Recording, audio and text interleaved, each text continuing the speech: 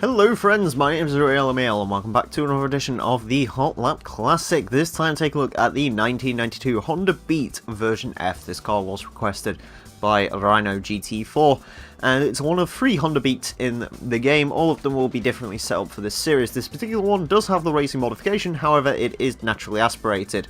One of the other ones, I believe it's the version Z, is going to be turbocharged and the base model is going to just be normal without race mod or aspiration tuning.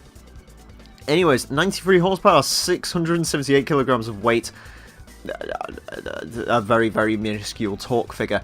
Yeah, mid-engine rear drive as well. The Honda Beat should be certainly interesting. Sort of IRL settings, you would expect this car to be very, very good around a course like this. However, this is Gran Turismo 2, so yeah, it'll be interesting. Anyways, it's going to have 6 laps to set the best time it possibly can. Current leader is a Suzuki Cultus Pikes Peak Edition 28.209.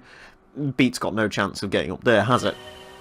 But it will be interesting to see how this car competes with the other key cars that we've had around here. It is down on power, but hopefully it should do fairly well.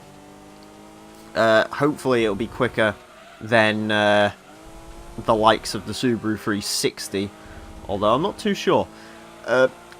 Again, sort of, I love driving these little mini cars around here, because the actual car models they use in third person are incredibly tiny. In fact, if you do that, it looks even tinier. But yeah, it is rather amusing to see a car this small go around here. Anyways, with that time, I think it's beaten the Prius already, which is a good sign, certainly. I wouldn't want the Honda Beat being beaten by the Prius, of all things.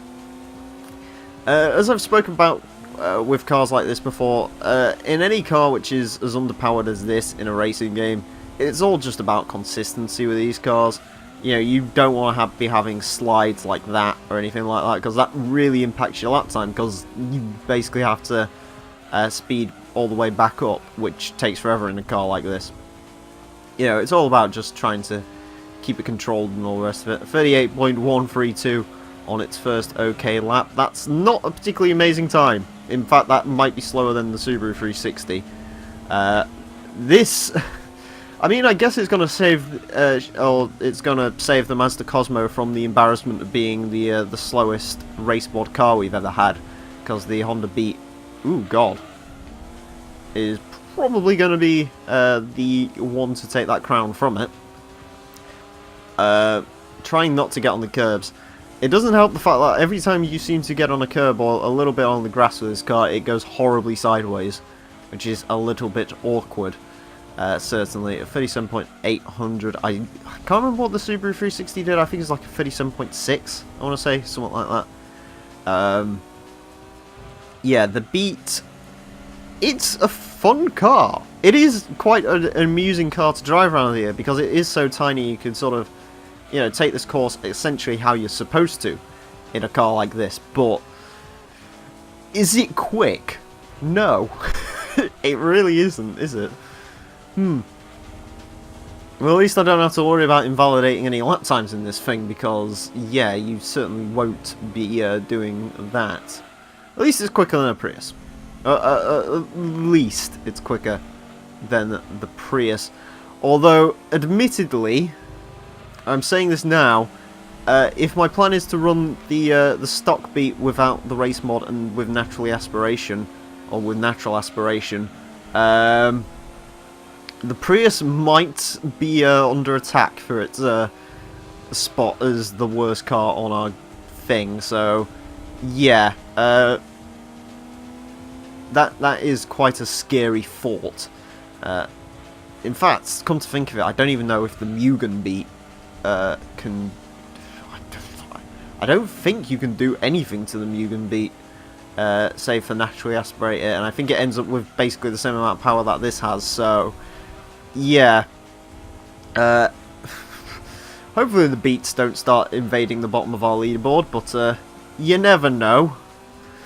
Either way, it doesn't look like we're going to go any quicker. I'm going to try and shatter 100 kilometers an hour though, just because I think that'll be funny. The acceleration actually isn't too terrible. Can we get over 100 kilometers an hour? Come on. Speed run. Yes, 102 as long as you don't mind going into the wall. But yeah.